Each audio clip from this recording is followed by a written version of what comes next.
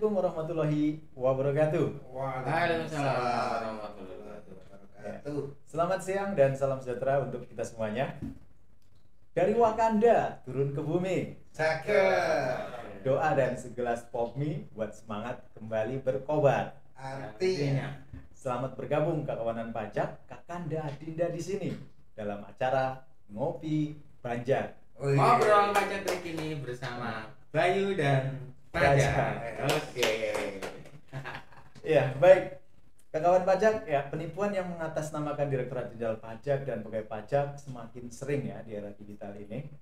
Dan para penipu ini memanfaatkan nama instansi dan juga jabatan pegawai untuk mengecoh ya para wajib pajak ini dengan berbagai modus nih tentunya. Nah, di sini mulai dari himbauan pajak dan juga permintaan data pribadi. Nah, untuk itu marilah kita kenali cara-cara ya tipu muslihat ini agar kita lebih memahami dan tidak terkena oleh jebakan Batman itu. Ya. Sebenarnya Oke. Batman bukan penipu loh tapi ya. Baik, di sini gunung, di sana gunung, di tengah-tengahnya ada Kang Fajar. Oke. Tak perlu bingung karena di sini ada Pak Ganung nih. Bersama-sama kita akan belajar. Selamat datang Pak Gunung. Selamat datang, Pak Ganung. Warung kopi kita nih Pak Gunung. Gimana kabarnya Pak Gunung? Alhamdulillah Oke, sehat. sehat. Kalau Iya. boleh kita perkenalan dulu nih. Ya, Beliau adalah penyuluh ahli maja di Kanwil DJP Kalimantan Selatan dan Tengah. Berarti beliau sesepuhnya para penyuluh pajak di Kalimantan Selatan dan Tengah ini ya. ahlinya ahli ya. Oh, betul. Core of the core. Benar ini Pak Gunung. Iya, Gimana? baik. Baik, kawan pajak, di episode 3 Ngopi Banjar kali ini ya tema kita itu penipuan yang mengatasnamakan Direktorat Jenderal Pajak ya. Dan kita akan ngobrol dan tanyakan pada narasumber kita hari ini Pak Ganung ya. Dan untuk pertama kita akan mengenali nih modus-modusnya ya. Ya, Mas. Ya. Ya, modus-modus penipuan ini banyak ya, ada beberapa nih yang laporan yang masuk seperti itu. Di antaranya salah satu modusnya adalah imbauan pembayaran pajak fiktif. Nah, ini seperti apa nih Pak Ganung nih? Ya, jadi sebelum masuk ke sana kita jangan buru-buru langsung ke modus penipuan dulu. Iya, pemanasan dulu lah, Ya, pemanasan. saya akan menjelaskan bahwa penipu itu sebenarnya ada 3 level gitu ya. Iya. Yang level pertama pemula gitu ya. Kemudian ada level menengah dan yang ketiga level advance.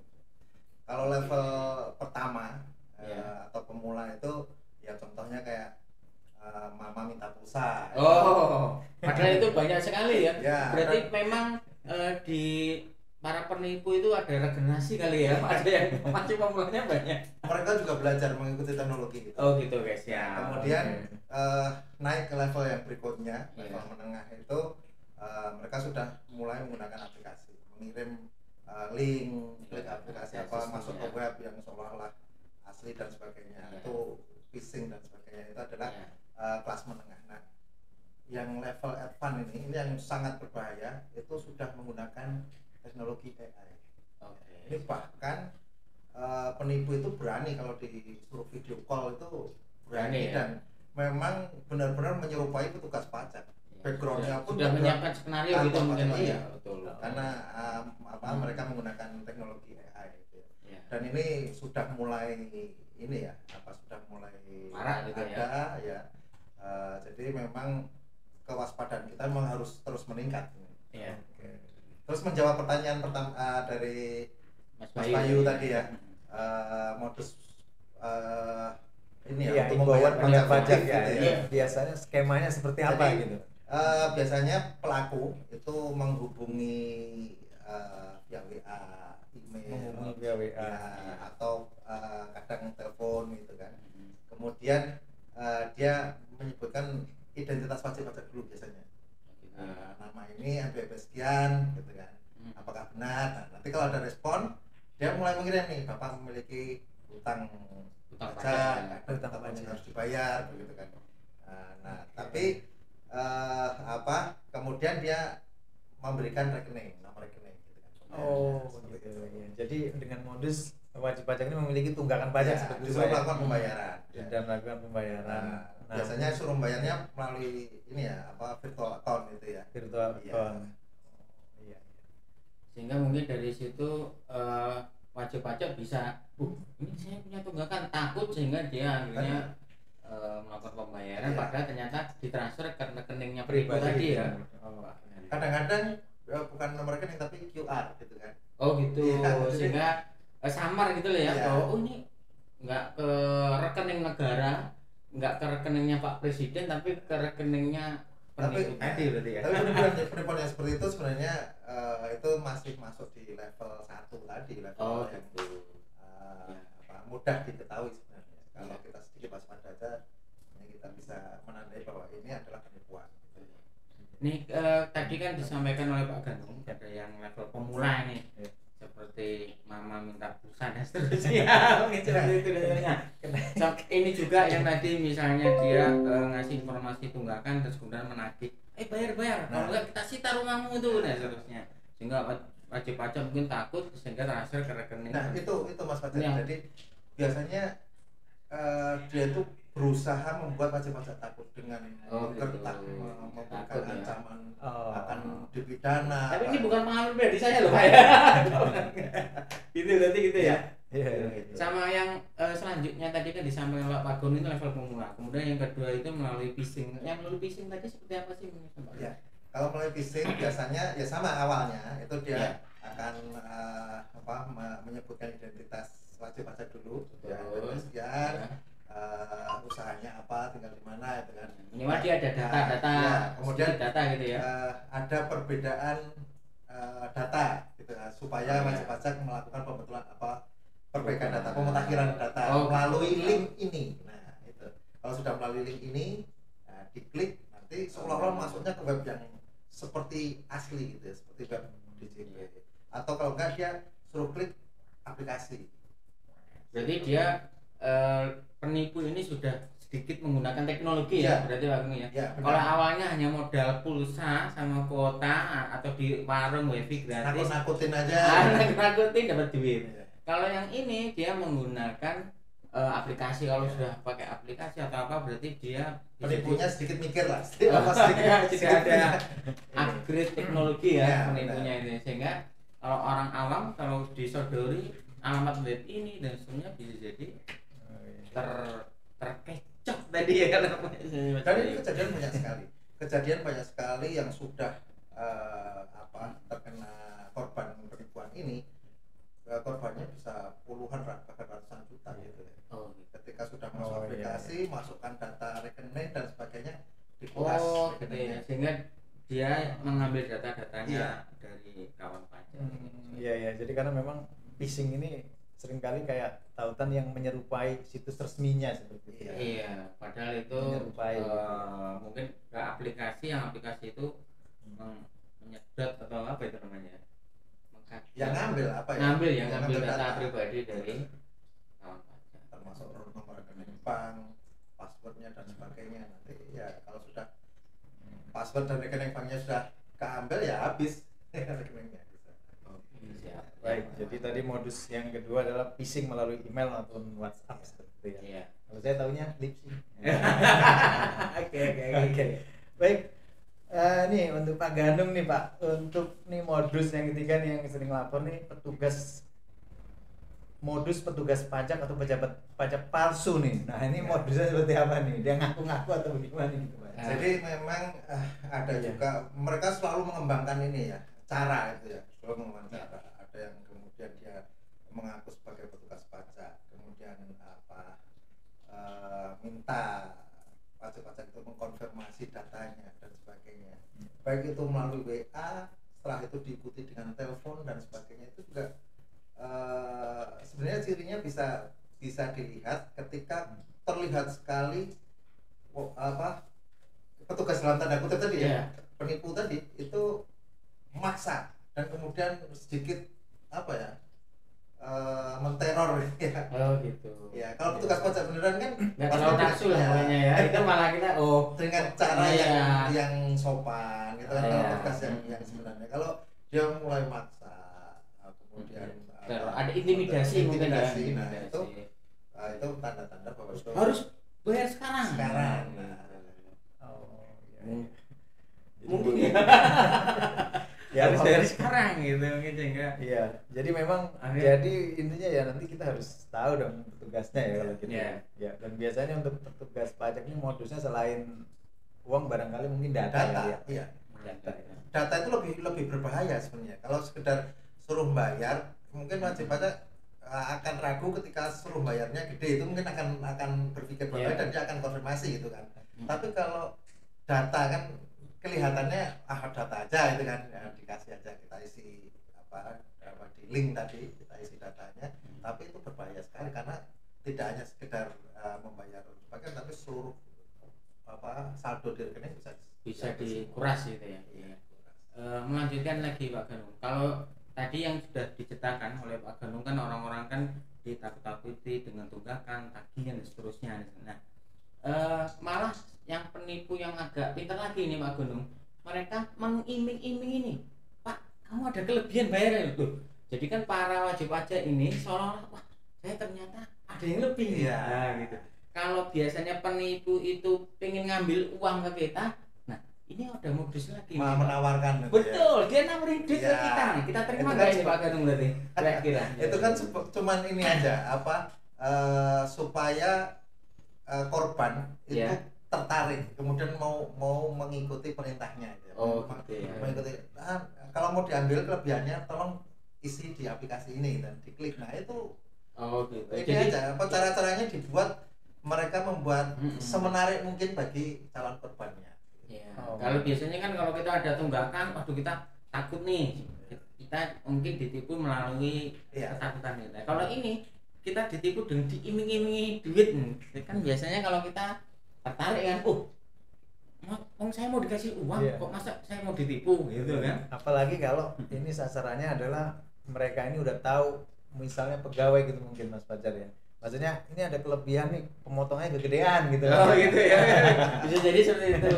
Iya. Atau mungkin Iya. usahawan-usahawan itu kadang-kadang wah ini kelebihan Dipotong, pembayaran gitu kan. pemotongannya kelebihan. Kalau di kita memang ada restitusi itu ya Pak Ganung sebenarnya. Iya, ada pembelian pendahuluan. Ada pengembalian pendahuluan kelebihan pembayaran pajak itu ya. Sebenarnya di kita memang ada ya mekanisme pengembalian itu ya. Ada. Ya. Melalui WhatsApp tadi atau mungkin enggak? Enggak, kita sekarang kan sudah pakai eranya Cortex gitu. Oh Sudah iya siap. Oh iya. Cortex. Karena sudah kita mulai Cortex. Nah, Berarti itu juga harus diketahuikan pajak nih ya. Kalau nggak melalui Cortex, wah hati-hati. hati-hati nih. ya. Semua permohonannya harus melalui Cortex atau datang langsung ke kantor pelayanan pajak ya, untuk konsultasi pasti akan diarahkan lah. Iya. Nah baik, berikutnya nih kawan pajak nih ada modus yang paling marak nih dan yang paling menurut saya sih paling berbahaya nih karena dia Iya. berbasis aplikasi nih Pak Ganung nih. Jadi yang seperti apa ya Pak ya? Ekstensinya biasanya berupa APK dan dikirim lewat WhatsApp seperti itu Pak. Sebenarnya ini tidak dipajak aja Mas Bayu. Jadi banyak sekali penipu yang di luar pajak ini ya. Iya. Mereka seolah-olah teman lama mengirimkan undangan, tapi Undangan pernikahan itu ya. undangan pernikahan mau mantu atau gimana gitu ya. Oh gitu. Karena teman lama percaya aja itu kan. Iya. Suruh klik APK-nya, suruh buka Undangannya, APK-nya iya. itu yang dikirim filenya. Ini ada juga yang diterapkan ke pajak. Ya tadi seperti Iya. tadi dia menyampaikan bahwa data Anda masih ada yang perlu dimutakhirkan, dibetulkan, Iya. validasi dan Iya. sebagainya. Tolong Klik. klik Ini untuk ini mutakhirkan filenya tadi ya. Nah, itu modus phishing sebenarnya. Iya. Oh iya ya. Dengan tujuan untuk meretas seperti itu ya, Iya. meretas. Nah dan bisa data pribadi ataupun mungkin aplikasi perbankan itu sangat berbahaya. Mengambil data-data dari kawan pajak itu. Ya. Jadi masyarakat wajib pajak terutama itu kami ingin menyampaikan bahwa pelayanan dari yang diberikan oleh Direktorat Jenderal Pajak itu semuanya tidak dipungut biaya. Jadi kalau ada pelayanan apa kemudian ada pungutan itu pasti perlu kita konfirmasi gitu ya. Iya. Jangan sampai Kita harus waspada lah Pak Iya. ya. Betul. benar. Mm-mm. Kemudian web resmi ya, laman resmi DJP itu Iya. adalah pajak.go.id ya. Go itu ya government. .government. Oh, government. Ya, Ya. .go.id. Nah, kalaupun ada ini ya PJAP pemberi jasa aplikasi perpajakan Iya, resmi iya. ya, itu memang ada diberikan oleh DJP untuk memberikan Terkait ya, pelaporan memberikan jasa ya, ya terkait gitu dengan ya. pelaporan itu resmi. Ada macam-macam sih, bahkan BRI, BNI itu juga bisa memberikan jasa aplikasi tersebut. Tapi Ada yang jelas beberapa. tidak dalam bentuk APK yang tadi enggak Benar, ya. benar, Betul. ya. Kemudian kalau sosmednya Kita, DJP ya. itu pasti @Ditjen Pajak RI. Oke, siap. Baik itu di apa? Twitter. Sekarang namanya apa? Ada Ya semacam ya, Instagram, YouTube, ada di sosial YouTube, semuanya apa, Ditjen Pajak RI. Ditjen Pajak RI. Oh, siap. Iya. Baik, kawanan pajak, setelah kita tadi dijelaskan oleh Pak Ganung dan juga Mas Fajar terkait modus-modus penipuannya ya. Mungkin di sini Pak Ganung kita pengen tanyakan, mungkin Ya. kawan pajak pengen tahu nih bagaimana ini langkah preventif apa seperti itu yang bisa dilakukan agar terhindar dari modus-modus penipuan Ya. tersebut. Jadi kalau mendapatkan WA, email dan sebagainya, memang terus terang dari DJP sendiri kadang-kadang ada email blast resmi gitu ya. Ya. Jadi pertama responnya itu kita harus hati-hati ketika mendapat email ataupun WA yang masuk dari DJP. Kita konfirmasi dulu apakah benar DJP mengirimkan email tersebut, bisa telepon ke KPP dan sebagainya gitu ya. Kemudian waspadai komunikasi yang tidak resmi. Artinya begini, ketika kita berbicara dengan petugas pajak itu cara komunikasinya dan sebagainya itu berbeda. Tadi yang sempat saya sampaikan bahwa kalau penipu itu biasanya dia akan mengintimidasi, kemudian memaksa harus cepat segera Sekarang cara bayar. komunikasinya itu ya. Tapi kalau petugas pajak itu pasti akan lebih santun dengan cara yang lebih Elegan formal ya. dan sebagainya. Silakan datang ke kantor pajak dan sebagainya gitu ya. Nah itu yang kedua. Kemudian yang selanjutnya adalah sering mengunjungi akun resmi DJP. Jadi Sehingga familiar mungkin. Ya. Oh, ini Ditjen Pajak RI ini gitu. @Ditjen Pajak RI gitu ya. Atau misalkan Kalimantan Selatan dan Tengah ini kan Pajak kita ya. misalkan pajak Pajak Kalsel gitu. gitu. Kemudian ya inilah sering atau meningkatkan literasi digital terkait dengan penipuan dan sebagainya. Jadi nggak kaget ketika ini terus Bahwa sebenarnya di dunia yang luas, apalagi dunia maya ya, Ya. tidak semuanya itu orang baik. Ini memang harus waspada sih. ya, Oke, baik, mungkin saya pengen bertanya juga nih Pak Ganung. Apabila nih WP nih modusnya tadi tidak ada yang disebutin di kita tadi, tapi misalkan dia dapat surat palsu nih, surat tapi mengatasnamakan DJP gitu Ya. ya. Oh, dia Langkahnya soal- berarti kita tapi ini- konfirmasi Pak ya, benar, berarti ya, ke yang terpenting adalah kantornya. konfirmasi. Dan biasanya kop suratnya itu berbeda. Kalau orang yang sering berinteraksi dengan DJP itu DJP. tahu begitu melihat kop suratnya, penanda tangannya dan sebagainya itu kan Iya. berbeda ininya, bahasa suratnya gitu ya.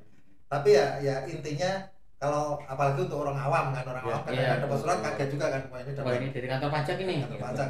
Intinya konfirmasi tadi. Betul. Konfirmasi. Yang menghubungi wajib pajak itu biasanya HR-nya.